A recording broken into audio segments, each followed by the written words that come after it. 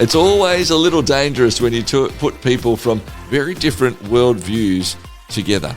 It's dangerous perhaps for them if they don't disagree. It's dangerous for others if you decide to, stick a movie camera there and film it, because sometimes people don't like that. Archbishop Desmond Tutu was a leading light when it came to Christian faith. He has passed now, but before he did, he sat down with the Dalai Lama, two incredibly influential men around our world who are about connecting deeply with people, showing great empathy and care for people, and also having a great bubbling from within them of joy. That's what we're going to talk about. Mission Joy was a film that was created. Peggy Callahan is behind that and her team. And we're going to chat about how they shared joy. We can all learn from people, even if they come from different religious worldviews. Looking forward to sharing this conversation with you and Peggy. Peggy, it's so great that you could join us on Towards Understanding. Thanks so much. Good day. I'm delighted to get to speak with you. We've been trying to do this for a while. We have indeed. It's been, not everyone knows this, but we do. We've been trying to connect for actually many, many months. We've been so excited about this film and the work that you have been doing. So it is wonderful to be here. It really is. Let's give before we sort of start digging into different parts of this, the 30-second summary in your own words of what Mission Joy, the film, is about. Ooh, what a great question. Mission Joy, the film, is really a film about living with joy in life, even when life seems very tough. And while that could sound like, oh, no, is that something that I would really be interested in? You have to know it is one of the funniest films you will ever see, because these two wise men, the Dalai Lama and Archbishop Desmond Tutu, will have you laughing and then crying and then just glad that you're alive and getting to hear their stories and how they live with joy. Not least to mention that they also both have two of the most infectious laughs as well. So just sometimes being around people who laugh, they've got them as well. That's absolutely true. And sometimes when we were shooting the film at the Dalai Lama's compound in Dharamsala, India, I would have to come out and say, okay, you guys, not the holy men, but not the mischievous brothers, as they call themselves, but other people who were there listening. I said, you can't laugh so loud because we can hear you on tape, and that's not good for the film. I'm really fascinated, Peggy, how you came up with the idea, because there's so many things that have come off this film, and we will talk about that a bit later. I do want to stick around the film for a little while first, though. How did you even come up with this idea to say, you know what, let's make a film. We know there's this sort of connection between the Dalai Lama and Archbishop Desmond Tutu, and let's focus the film around this. How did the idea, the genesis of that actually start? Oh, that's a good question. I have a dear, dear friend named Doug Abrams, and he's an author, a best-selling author, and he's really a giant in the book world. And he called me one day and asked, well, do you want to go with me to India and just, film the Dalai Lama and Desmond Tutu talking for 5 days about joy? Now, the answer was, duh. Of course I do. Because he was going to create the Book of Joy. And he's done the Book of Hope with Jane Goodall, and the Book of Forgiveness with Archbishop Tutu. And of course I wanted to go do that. And we didn't know if it could be a film there. That happened later, and it had to happen later because he was really interested in just getting this book done. And then I was able to get the film right. And Archbishop Tutu had been in my grown-up job. I fight modern day slavery. And Archbishop Tutu had been on our board for 20 years. So really, I'd want to do anything that man ever wanted to do. I love that. So this is how you find yourself here. You're shooting, you're understanding, and you're realizing, okay, this may be something about that. I wanted to start the questioning as well, because this is a part of, I think, the struggle many of us have with this idea of joy, that the byline for the film is sort of finding happiness in troubled times. But there really is a difference between joy and happiness, isn't it? We have to be really careful when we're using our words and our language of what we're describing. Could you describe for us what you mean between happiness and joy and other different types of each of those? Oh, that's a really good question. So here's an interesting thing. When you're talking to scientists, and there's a lot of scientists who study joy, and we've worked with many scientists who study joy on the film and in other projects. They often do not differentiate between joy and happiness. I think, and one of the reasons we subtitled it with happiness is because so many people refer to joy as happiness, right? So we wanted to make sure people knew that this was for you, that there would be something there for you. In general, the scientists would say that joy is a general feeling of good, that you have the ability to cope with adversity, and that you feel like you matter in the world. And then all of us, I think, have our own definition. Like mine is much more, it's less swayed by the moment and is more deeply rooted. I don't know. What about you? What do you think about it? Yeah, look, it's a great question that one of my best friends talked to me about, I would say maybe 15, 20 years ago, and it's stuck with me ever since. And as somebody who has a Christian faith, and that's obviously pretty fundamental to who I am, my definition has often been that happiness is the circumstantial parts of my life. So the moments when I have eat something nice and I go, oh, this is just a beautiful moment, this is happy, and so there are things that are sort of impacted by circumstance, but joy is something that is deeper within, so that even in the midst of something that might be troubling, even in the midst of a difficult time, from a faith perspective, I can have joy that I will get through, that there is purpose, or through a difficult family situation, that I will be able to know that there is something bigger than what this moment is. And so that's where I can still have hope. And I suppose that joy leads to that hope. And the happiness sort of leads to hope, but it's more sort of just circumstantial and in the moment. So that's often how I'd describe it. And it can feel fleeting. Yeah, right? Exactly. And so for me, that was why I'm like, that had been my perspective of it. But yeah, like you said, different people have different ideas of what it is, which is why I was interested to find out what you thought it was. And I suppose the next question is also, what did you think as you spent time with both the Dalai Lama and Desmond Tutu? What would you think they would describe joy as? Oh, I think they would. They do say, or Arch passed away, but I think they see it as a deeper river running through us, right? and based on nothing fleeting, but the real important values in their lives. And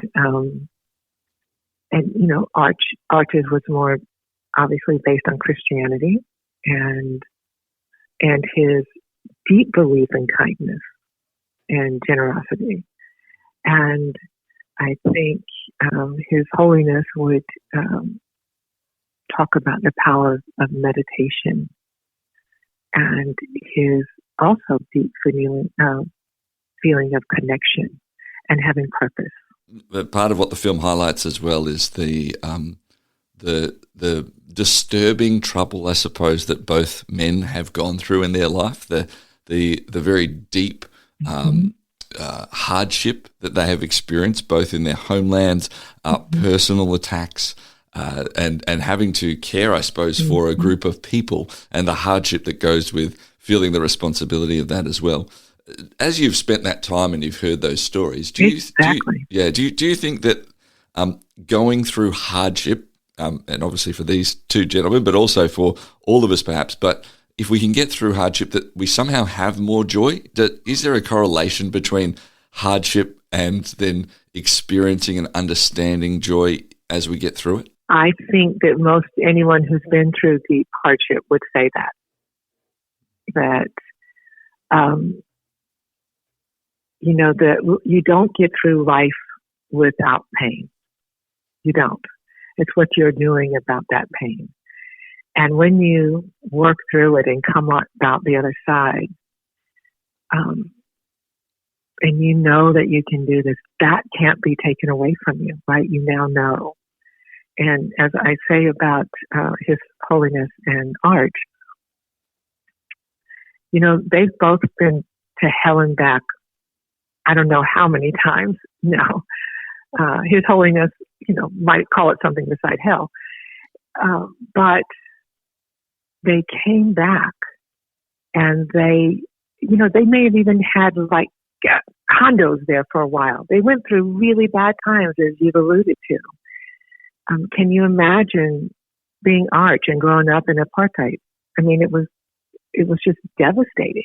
And you know, he ended up becoming a minister because he was a teacher. And the apartheid government, the South African government, took away the right for him to teach anything that was beyond how Black folks could be of service to white folks. So he was like, I'm out. I'm not going to do this anymore. And then he turned to the church. And ironically, the government could no longer really go after him anymore because he was a man of the cloth. This is an unfair question, Peggy, I'm sure, because, you know, you've probably got many, many favourite stories of each of them. But I'm wondering, let's start with perhaps the Dalai Lama. And one story that, whether it's on the film or maybe it was beside the film that didn't make the cut, that you go, this just personified his perspective of joy. Is there a favourite story that you have that you could share with everyone? You know, he would often tell stories that would illuminate joy out of the darkness, right? And then he would do things that just made you laugh out loud and maybe even snort laugh. He's so funny. I think one of the things that really touched me the most, seeing them in action together, actually, was when they shared each other's spiritual practices. And it's less of a story and more of an action. So I can also go through my brain for a story. But do you remember when they shared their practices in part to show that you can have very different core beliefs and still be the dearest of friends and supportive of one another. So you see the Dalai Lama talking about how he meditates, and he meditates like 5 hours every day. And he meditates on death, and you can see Arch's face go, death? Oh, wow, okay. And then the Dalai Lama says, but you know, it's supposed to make you feel okay, like when you're passing away, because I don't know if it's going to work. Mm-hmm. So there was that sense of lightness that he was sharing, but also his spiritual practices and what they mean to him. And then Arch shared communion. And that could have been quite controversial. You know, the Dalai Lama's not supposed to drink wine, so he just stuck his finger in there and barely tasted some. And perhaps Arch isn't supposed to serve communion to people who aren't Christians. But he would say, you know, this is God's table. If he has a problem with whoever's coming to the table, he'll just have to take it up with them. Mm-hmm. And so in that case, it was a shared story of how they approached their beliefs and how they shared their beliefs. My guest is Peggy Callahan. She is the producer and co-director of this film, Mission Joy, Finding Happiness in Troubled Times. As the Dalai Lama and the late Archbishop Desmond Tutu are featured in this film as their friendship, their bond, and their differences, as well as their deep joy that's come from a lot of hardship, as we mentioned, is there. We're going to be back with Peggy in a couple of moments' time. We wanted to talk about some of the actions that are coming out of it, because as people watch this film and engage in it, they're choosing acts of joy in their own life. So we're going to talk about that and the hopes and the dreams that Peggy has for the lasting impact of this film next here on 89.9 The Light.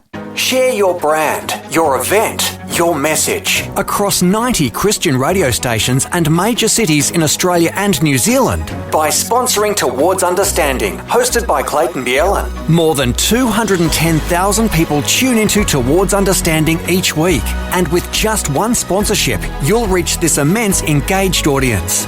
Find out more about this exciting and unique opportunity now on the sponsorship page at positivemedia.com.au. We've talked a whole lot about any of those. We might come back to a couple of other stories as we go as well, Peggy. But I did want to talk about the impact that clearly you're trying to have beyond the film. If you even head to the website, missionjoy.org, you can find a whole host of different places of people sharing their stories, and also an idea I especially liked around big joy. Could you talk to us about what that is and what you're trying to achieve out of that? Oh, thank you so much for asking about this. This means so much to us because it meant so much to the Mischievous Brothers, the Holy Men.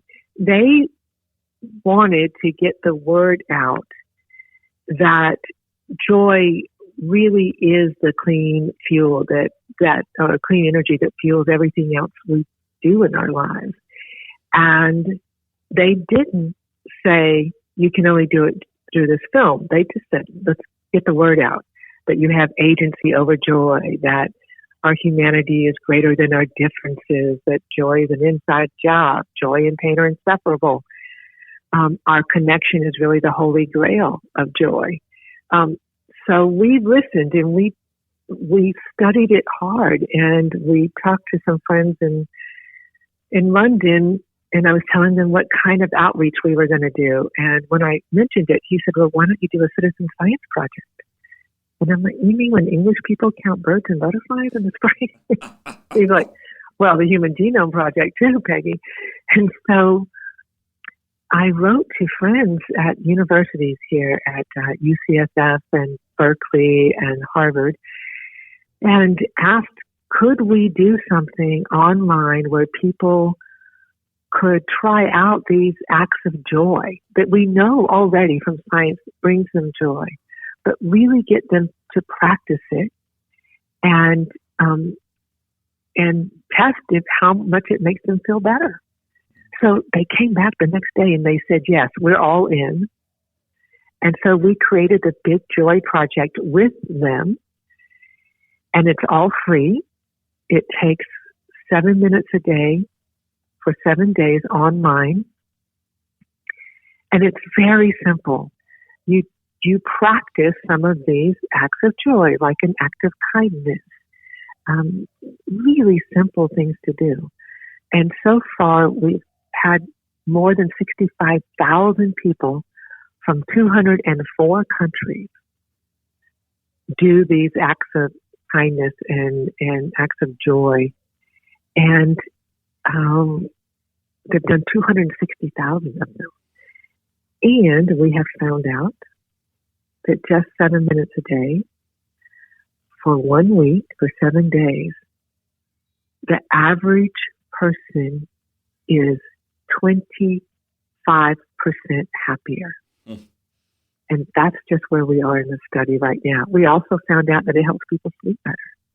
And all of these are being written up now to be in scientific journals and stuff. But can you imagine? We operationalized what the holy men were saying in the film. The holy men were saying it was possible, and we're helping people learn that experientially to really try it for themselves. They get to do acts of laughter and awe and gratitude and kindness and self-compassion for themselves, and capitalizing on positive events and changing your perspective. It's really wonderful. And I couldn't be more thrilled to be a part of it. It's incredible too, isn't it, to be able to take a moment and then bring it back to something that is for somebody who would consider themselves sort of ordinary, right? We look at people like the Dalai Lama and Archbishop Tutu, and we sort of go, oh, well, they're sort of special and different. And that's why they could do that. Mm-hmm. But I think this concept and this idea that actually it is something that we have a choice around. Now, there's different moments we might need to work through and people we might need to have around us. But this is something that we can control. I remember a great quote of somebody who I think had been locked up in a terrible prison in a separate country from their own, and really for no purpose, no reason. They were sitting in there and said, the only thing I realized that they couldn't take away from me was my attitude. And I think this is sort of similar to that, isn't it? This idea and this part that they can actually take everything from me. But the only thing is, how am I working on that inside part and stepping in those ways?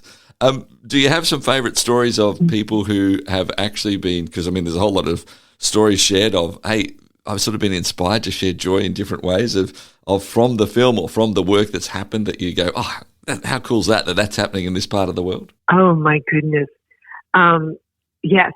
So there was a man who hadn't talked to his brother for 14 years, and he watched the film, and he picked up the phone, and he called them, and they are now reunited.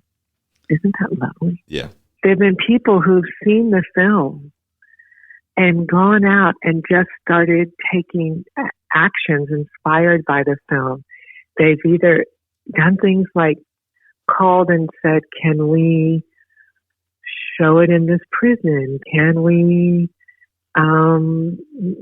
show it in this neighborhood that has gone through a really rough time? There's been shootings or there have been floods. We are truly, our world is really being stretched now, right? There's some really tough times out there, and people have taken this film to share it. They've also taken big joy to their companies, their churches, and done it all together, right? Separately, but together, and shared it.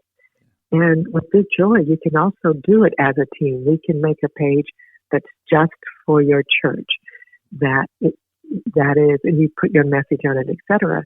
That is just for the university or whatever. That you can invite your community in to create more joy in their lives, individually and collectively. Peggy, you've spent all this time working around joy. You mentioned a bit earlier on in our interview, I think you said, your grown-up job away from this is actually working to release people from slavery, modern-day slavery, around our world. I want to ask the question: how do you compute this idea of joy and the choice that we have with the fact that there is so much modern-day slavery? Arguably, the most slavery in the world that has ever existed is right now today, and the horrendous acts that are actually happening from certain people to other people. How do you put those together and suppose live in those two worlds at the same time? I don't think we have a choice. We can't turn our back on those things that give us so much pain, and we can't deny ourselves joy and looking for joy, because joy will fuel us to be able to do more of this kind of work in the world, and will help people who are in desperate straits when they can access joy at the same time.